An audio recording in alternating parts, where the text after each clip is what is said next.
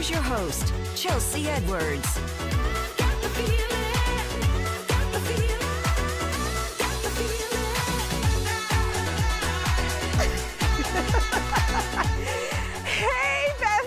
Welcome to another episode of Chattin with Chelsea. I'm your daytime bestie, Chelsea Edwards. It's a new year and we want our new money to look like old money. So today we are spilling the secrets to building wealth that lasts. We have a real estate developer and investor who has built her bank account through properties. So she is sharing with us how we can win with real estate even if we don't have a real estate license, okay? All right, we also have some experts here who are sharing the top financial mistakes made by female business owners and professionals. So they're going to get us on the right path for the new year. And I'm guessing one of their tips may be not to spend all your money online. Wife's got a problem, yeah, she thinks we're rich. She spends our money every day. She sits on her ass and orders straight from her phone. Says Amazon is on the way. I'm like, hey, oh, hey. Why does our bank keep getting robbed? Hey. It's actually pretty catchy. Yeah. Moving around over here. That's a good way to start a finance show. Just don't send everything to Amazon. Welcome, Cammie Davis, founder of the Women's Wealth Collective. Thank you so much. All right, so you have been in real estate for quite a while now. Yes. And you found some tips and tricks to build that wealth. Yes. So let's start with the Women's Wealth Collective. What is that all about? Yes, so I created a group for women and empowering women in business. And the reason I did that is, most of us as women, by default, we end up staying home with our children most of the time, not always. And we stay home and we give up usually our career to stay home with these children. And so here I am at home. I've given up this amazing job at MD Anderson and I'm a little lost. I'm like, where's my identity? What am I now? I'm a stay-at-home mom, which I'm so grateful for. But what do I do? What do I do now? You wanted to contribute? What's my new thing? I wanted to contribute. Okay. My husband was great and he held that stable job for me and I'm so grateful for that, but I also felt like I didn't want to use his money. I know it was both of our money, but I wanted to be a part of it. I didn't want to go spend the money if it wasn't mine. All right, so you kind of got thrown in, I would say, into real estate investing. Yes. A friend reached out to you because she was going to have trouble paying her mortgage. Yes. Tell me about that. So this was a friend of mine, met her at a church event, and she just said to me, as a friend, she just said, hey, my husband just left me. He left me for another woman. I have no idea how I'm going to make the next payment on my house. Wow. And I'm the only one on the loan. And I need to just move. I need to just move in with my parents. And, as a friend, I was just like, that is so awful. I'm so sorry. And I wish I would have thought of it then, but I go home later that night and I thought, what if I just make the payment on her house? Ah, okay. So Yes. she was moving, she went somewhere, y'all moved into that house. She couldn't keep up the payment. And then you had a rental property at that point. Yeah. And then how did this become a business for you? How do people do this themselves? Yes, and it's so incredibly amazing because today we're in this market where there's 2 years ago, everyone got a 2 or 3% interest rate. They paid full price for their house. Now they can't sell it for what they paid for it. Yeah. So then if they get a job transfer, if they have to leave, their only option is they're either paying money to sell their house or they have to rent it out. And nobody wants to rent it out if they have to move to California or move out of the state. They don't want that liability of renting. It's a lot to keep up with, especially if you're far away. Yes. So then are you saying that we can take over those payments? Yes. That means we're moving into that house? So then what I do is I rent them out. I moved into the first one because it made sense for me. But no, you can turn, there's so many, 80% of the population cannot get a loan, cannot qualify for a loan right now. Okay. Maybe even more, because now when the market goes down, then the banks get tighter. Okay. So I can then go take over someone's 3% interest rate, and then I can go help that person who cannot get a loan, can't qualify for a loan. They might have seasonal, they might be commission based, right? And they don't get a set monthly payment, but they make great money. And I can help them get a house. Okay. So then I can take over someone's loan. I can then turn and put this person in the house that can't get the loan.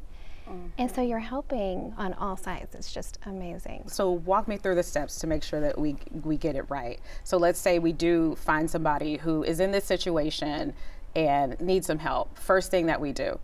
Yes. So you do still want to protect your person that's on the loan, because this loan does stay on their credit.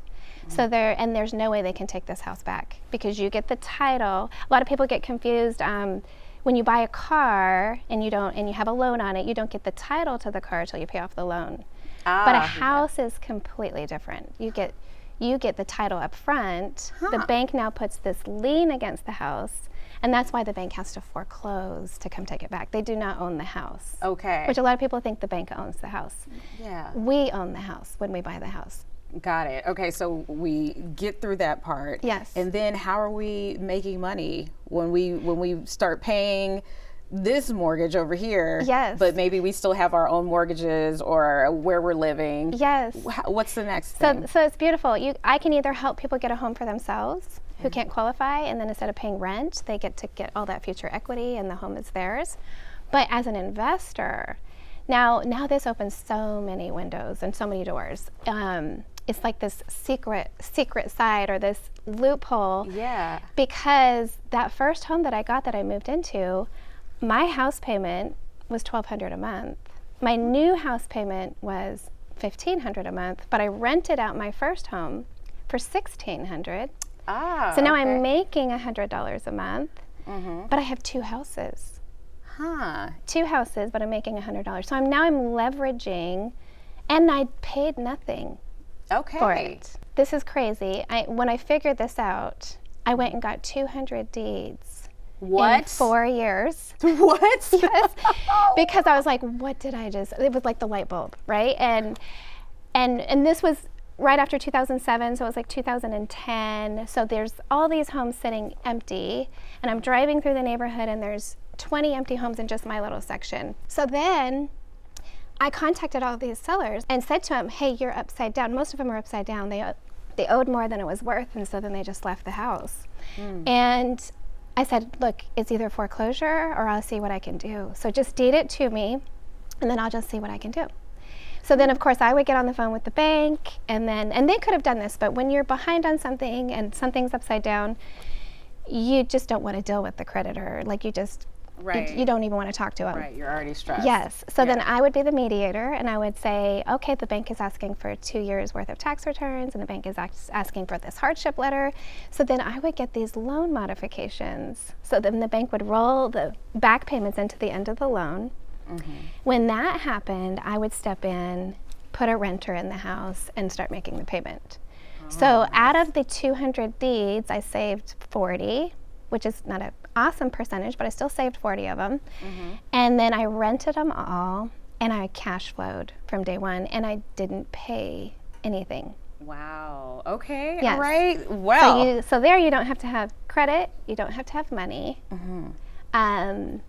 And now my portfolio, so I basically replaced my income in 2 years, replaced my nursing salary, replaced me and my husband's income in 4 years.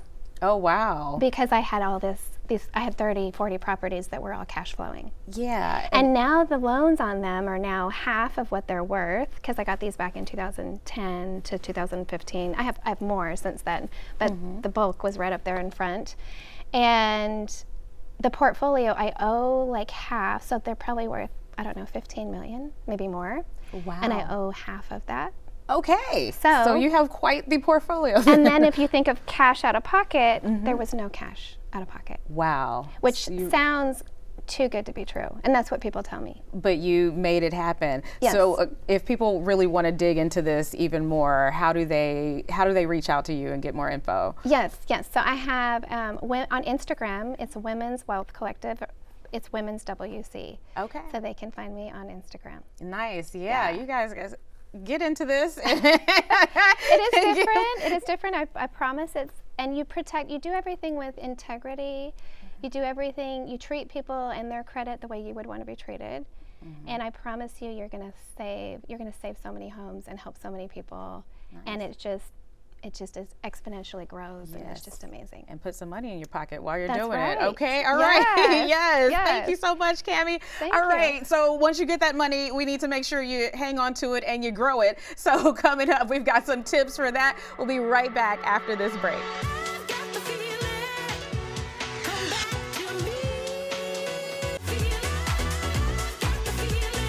To build wealth that actually lasts, we've got to take some steps, right? And we don't want to make any missteps. So welcome. We got Philip Yates, we got Cody Bailey, and welcome back Sherry Green of Equilibrity. All right, let's start with what Equilibrity is all about. Yeah, no, one, thank you for having us.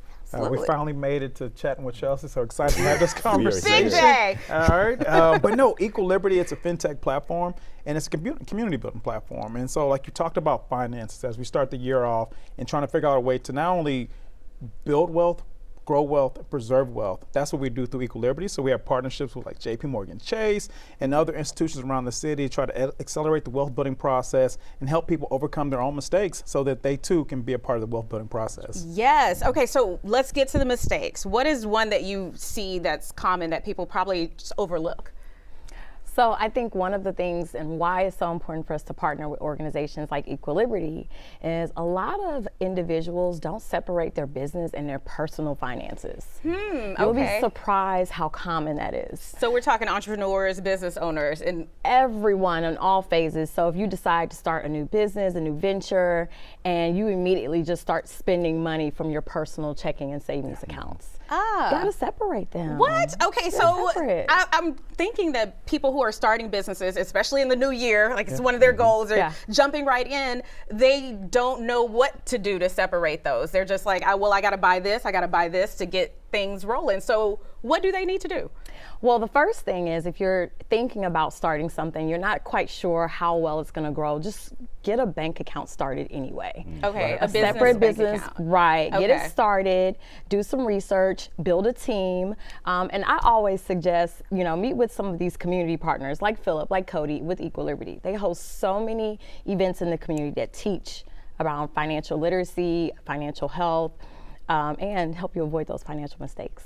Okay, so make sure you have that separate bank account set up. Keep things separate, so don't use your personal credit card and all that. Nope. What if you need to build your credit, your business credit, but you have personal credit? Well, the key about building business credit is they're looking at your personal credit. That feels like a trap. Yeah, so don't go racking up those cards. So we are keeping them separate, but they're still looking at how we're spending our money, what kind of balances we have on our cards as well. So how do we move forward when we want to build the wealth? Like, let's say we start bringing money in. What do we need to do?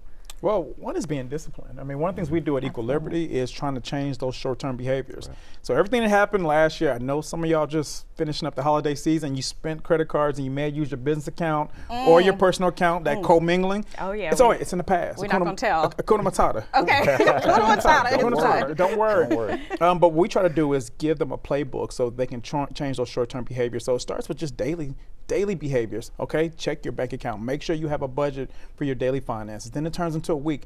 Then it turns to a month, because to Sherry's point, I mean, you're literally building two financial houses when you're trying to build wealth through businesses. And so those first couple of years, you need to make sure you have your personal finances in order.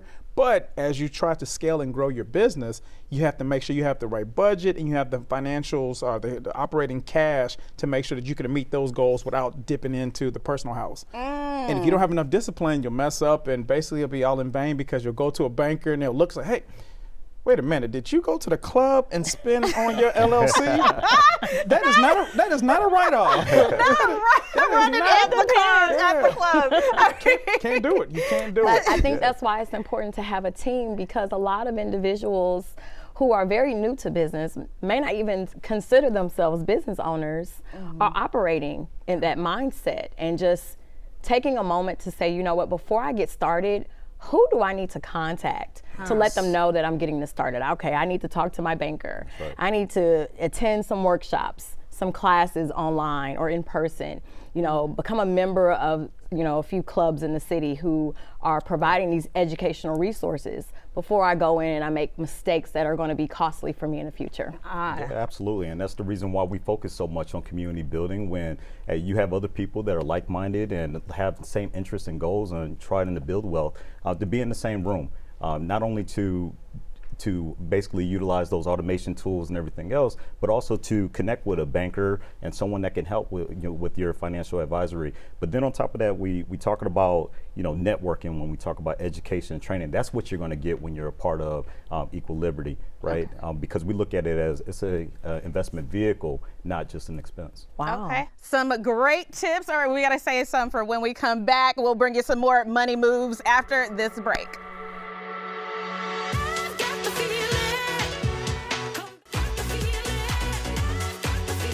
We're back with our panel of experts with tips to get you on the right track financially for the new year. Speaking of investments, people get to a certain point. Let's say they've got their personal finances in order and their business finances in order. How can they grow that money on both sides? What are we talking about doing there? So one of the things we do with Equal Liberty is we have a marketplace we create. And so you have to now show proof of concept. And so whether you're selling a widget, you're selling a shirt, or you're selling a pie, we need to be able to show that you have X amount of clients and customers per month, that you're able to generate revenue and build capacity, and then create opportunities where you hire somebody. Sherry said something that was important is, one, understanding, okay, who are you? Defining yourself as a business owner. But a business owner can't be the executive, the manager, the person who bakes the pies, the person who I tried it. It didn't work. It didn't work. Okay. It did not work. And so I think that's what we try to do through these programs, is giving them opportunities to show that, hey, I'm gonna showcase that I can generate revenue. We have pitch competitions where you can now get access to capital, and we'll put you in front of other investors and micro vehicles that can say, hey, we're gonna give you enough money so you can scale and grow, so that when you walk into a JP Morgan Chase or a bank to go for a loan, you have it on paper that you have the capacity to get the loan or get the finance you need to hire that person so that you can scale and grow to the next level. Okay, all right. I've been hearing a lot of information from people talking about pitch competitions, grants, things like that. How do people get on that level as well, where they're getting money just handed to them? It sounds great, like a dream. I'll be brief. You know, when we talk about that, we again talk about our partnership with JP Morgan Chase. Their Coaching for Impact program is incredible, right? So the entrepreneurs that are inside of our space, hey, we want to make sure that they understand that there's a program for them, that they can get that consultation, and we say, hey, this is where you're at today, but where are you going to be in 6 months? Where And you it's going to be free. from a year? And it's It's what? free. Say that one more time. That's the best part. Clock it, clock it. That's what the young people say. My daughter's gonna watch this and she's gonna say, Mom, that's so cringe. Why did Philip do that? So you do need to sit down with somebody, get that guidance that's specific to your business and what you're trying to build. Yes, right. And can I add one more Yes, tip? please. Because you had mentioned, you talked a little bit about investing. I think there's two mistakes that people make. They assume that they're too young to invest, or it's too late.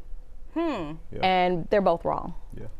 So when you are starting the new year, like we all are right now, this is a perfect time to take a step back and think about where you are in your finances and where do you want to be in the next year, in the next 5 years. And if business is part of that, then you need to sit down with someone and make sure that you're covering your bases on the personal side, you're covering your bases on the business side, but also you're thinking about the future. A lot of entrepreneurs start a business and do very well in business, and they're 10 years in and they have not contributed to any type of retirement plan. Oh, wow. And that's a big misstep. You guys see that too, right? Absolutely. I see it in our own homes, right? Yeah. I mean, we can't just forget about culture. And, you know, my wife has a business, but we invest everything that you have inside of that business, and you forget about what does that Roth IRA looks like? You know, what does future long-term planning investments look like? And yeah, I'll let you go ahead and jump right in. No, I like what everybody's saying, but it goes back to building a team. Yeah. I mean, because even as an entrepreneur, because you're sacrificing so much of the expendable cash that you have or revenue in your business, you're no longer putting into the life savings account when you should, the Roth account, or you're not getting the right insurance vehicle. So you need a banker, you need a wealth advisor, you need an insurance agent, you need an attorney. I'm an attorney by trade, but I'm not here in my capacity. But if you want law office case, I'm joking. I'm not going to do a commercial. I'm not going to do a commercial. But, no, but in all seriousness, to your point, in our household, I've had to have those real conversations with my family that, yes, we're building this company, but then we're going to put a little bit of money here. Or we have this whole life insurance that's going to make sure that subsidize, if something happens to me, that this is not all in vain. I mean, we have something in our community called the Black Tax, where you rely on that professional so much for everything. They're always the one who can write the check. They'll bail the person out, make sure somebody gets a job, make sure somebody has capital, and then that person transitions, and then you start all over. Well, we can't do that anymore. We need to make sure you have houses. I know your previous guest talked about the importance of real estate. We need to make sure that you have insurance. You need to make sure you have a retirement fund set up for you. And you need to make sure that you can pass it on to the next generation so it doesn't have to start all over. And that's what we're about with Equal Liberty. And that's why we partner with JP Morgan Chase and other community partners that allow us to make sure that you have the experts in the room with you and not somebody TikTok, just get some TikTok advice. Okay, absolutely. Got it. So while you're baking the pies, you got to put some slices away for the future. We're trying. We're trying. Okay. Are we clocking out? Yes, Are we clocking out? And don't take the business card to the club. Holiday food. Exactly. All right, guys, we're going to take a quick break. We'll be right back after this.